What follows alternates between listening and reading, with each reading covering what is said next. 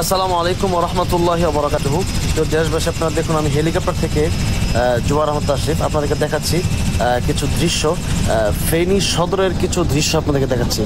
সদরের যদি দৃশ্য হয়, শহরের যদি দৃশ্য হয়, গ্রামের কি করুণ অবস্থা, কি ভয়াবহ অবস্থা এখন চলছে, আপনারা একটু কল্পনা করে দেখুন।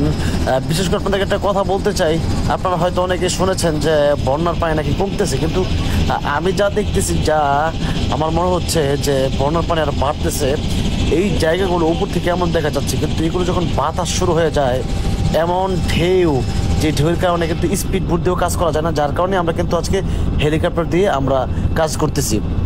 আর অনেকে হেলিকপ্টার দিয়ে কাজ করার পরিকল্পনা নিয়েছেন। আমি বিশেষ করে আসন্না ফাউন্ডেশন সহ যারা বড় বড় দায়িত্বে আছেন, যারা বড় বড় কাজ করতেছেন, তাদেরকে বলবো যে আপনারা যেভাবে খাবার দিচ্ছেন, এভাবে যদি আপনারা হেলিকপ্টার নিয়ে যদি মানুষকে উদ্ধার করেন, তাহলে কিন্তু আর বেশি উপকার হবে।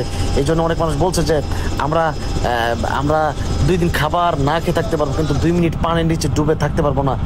এই জন্য উদ্ধারের কাজে আপনারা এগিয়ে আসুন প্লিজ।